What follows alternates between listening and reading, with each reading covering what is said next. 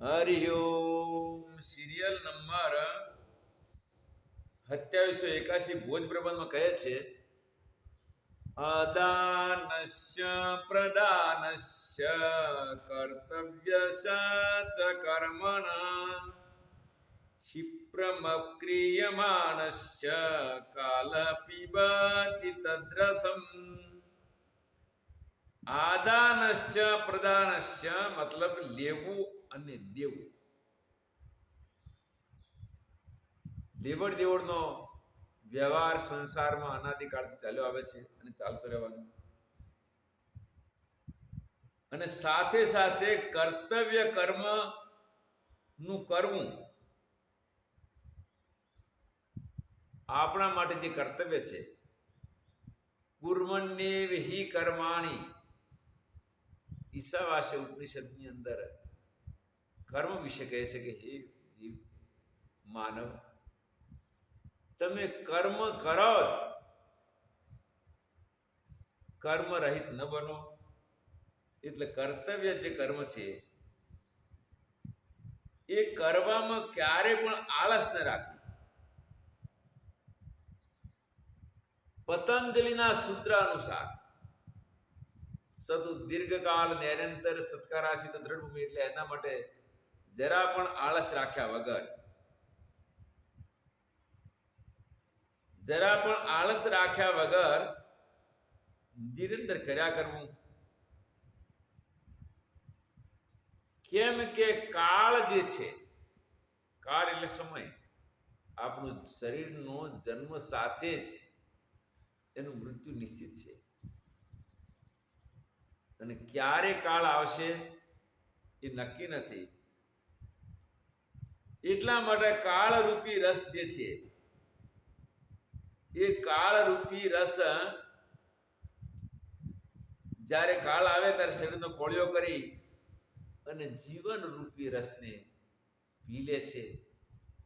માટે નિરંતર સાવધાન રહી અને કર્તવ્ય કરવાની અંદર ક્યારે પણ પીછેહટ કરવી જોઈએ નહીં. સિરિયલ નંબર 2782 મહાભારત ઉદ્યોગ પર્વની અંદર કહે છે, કિન્નુ મેષાદિદમ કૃત્વા કિન્નુ મેષાદ કુર્વિત ઇતિ સંચિત્ય માનસા પ્રાજ્ઞ કુર્વન્તિ વાનવા. કિન્નુ મેષાદ ઇદમ કૃત્વા, આ કાર્ય ન કરવાથી શું પરિણામ આવશે. અને કિન્નુ મેષાદ અકુર્વત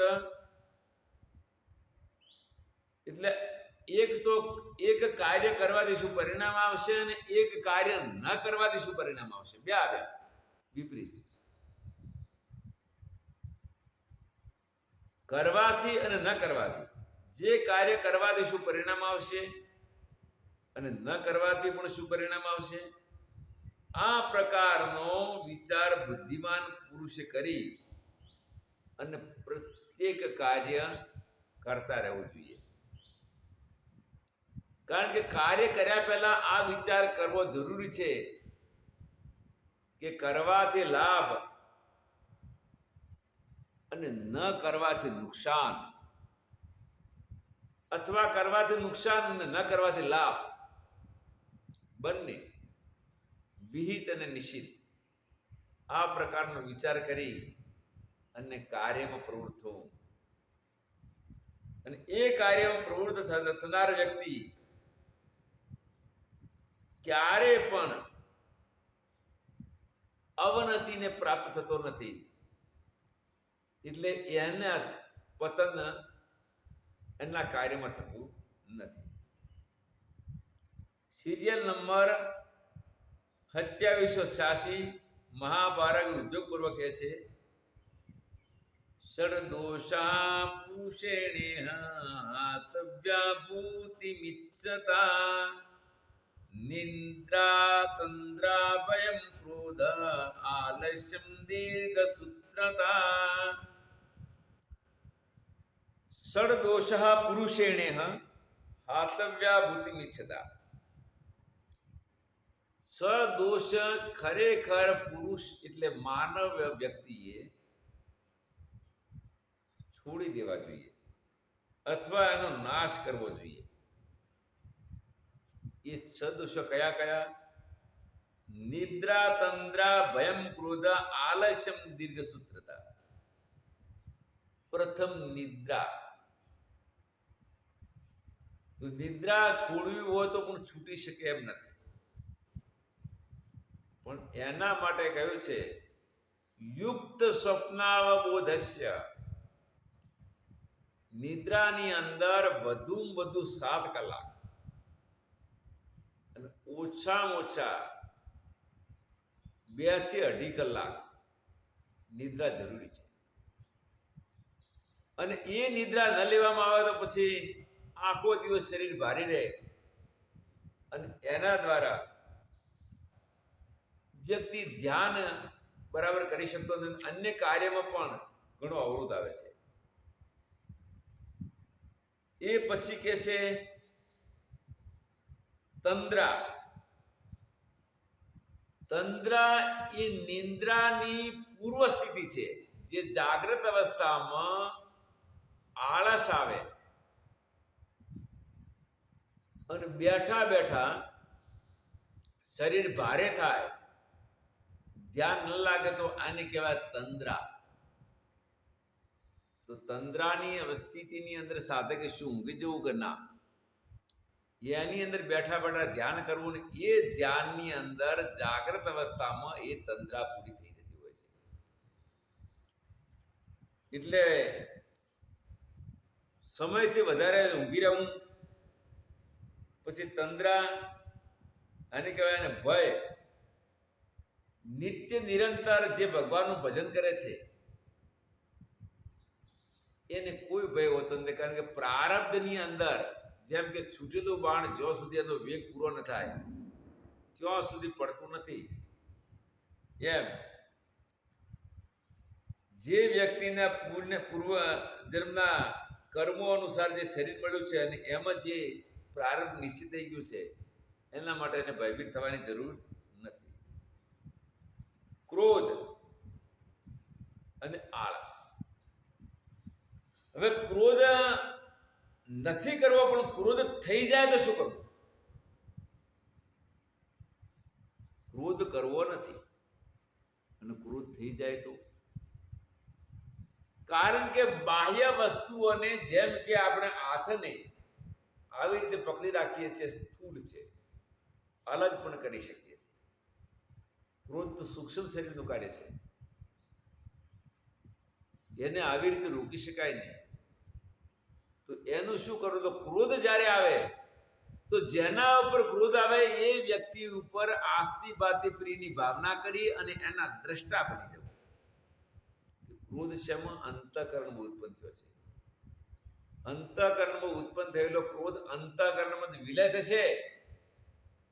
મારે એને જોવો છે, એની કોઈ પણ પ્રકારનું સત્તા સ્ફૂર્તિ આપવી નથી. આ પ્રકારની જ્યારે ક્રોધને સત્તા સ્ફૂર્તિ ના આપે તો ક્રોધ એની મેળે બેસી જાય છે. ક્રોધ એની મેળે બેસી જાય છે. આ ક્રોધથી ઉપરામ થવાનો ઉપાય છે ને ત્રીજો આળસ. ભગવાને જાગ્રત, સ્વપ્ન, સુષુપ્તિ 3 અવસ્થા છે. સુષુપ્તિ એટલે સ્વપ્ન વગરની ઊંઘ અને એક સ્વપ્નવાળી ઊંઘ, પણ જાગ્રત અવસ્થા આવ્યા પછી જાગતા ઊંઘવું નહીં. આળસની શરૂઆતને આળસની માતૃબીજ હોય તો જાગતા ઊંઘવું. અને એના માટે જાગતા ન ઊંઘવું અને સ્ફૂર્તિપૂર્વક તરત જ પોતાનું વ્યવહારિક કાર્યમાં લાગી જવું, અથવા નાહી ધોઈને ધ્યાન ભજનમાં લાગી જવું, પૂજા પાઠમાં લાગી જવું, કઈ ને કઈ કાર્યમાં લાગી જવું, પણ જાગતા ઊંઘી રહેવું નહીં. જાગતા ઊંઘવાથી જ આળસથી પ્રભાત વધે છે, ઉઠાય છે, સ્નાન થાય છે. જેમ કે શરદીની અંદર સ્નાન કરવામાં ઠંડી પણ લાગે. પછી અમુક સંતો જ્યારે માઘ સ્નાન માટે જતા તો ગંગાજીના ઠંડા પાણીમાં આખો માઘ મહિનો છેક પોષ સુદ પૂર્ણિમાથી માઘ સુદ પૂર્ણિમા સુધી 3 વખત અલ્હાબાદની અંદર ગંગાજીના ઠંડા પાણીમાં સ્નાન કરતા હોય છે અને માઘ સ્નાન કહેવાય. ત્યારે એ સ્નાનમાં પણ કષ્ટના અનુભવ થતા હોય છે. ઠંડી લાગે અને ઠંડી લાગે તો આવા આળસની અંદર સ્નાન કરવામાં વિલંબ કરવો એ યોગ્ય નથી. પાછું કીધું દીર્ઘ સૂત્રતા. દીર્ઘ સૂત્રતા એટલે શેખ ચલ્લીના વિચાર, આમ કરો તો આમ થશે, આમ કરો તો આમ થશે, છોડી અને નિત્ય કર્તવ્ય પરાયણ રહેવું જોઈએ. સિરિયલ નંબર 2787, સિરિયલ નંબર 2787 મનુસ્મૃતિમાં કહે છે, અનારોગ્યમનાયુષ્યમ સ્વર્ગંચાતિ ભોજનમ અપુણ્યમ લોકદિત્વિષ્ટમ તસ્માત તત્પરિવર્જયે. અનારોગ્યમ એટલે ખૂબ ખાવાથી, એટલે વારંવાર ખાવાથી આરોગ્ય સારું રહેતું નથી. મનાયુષ્યમ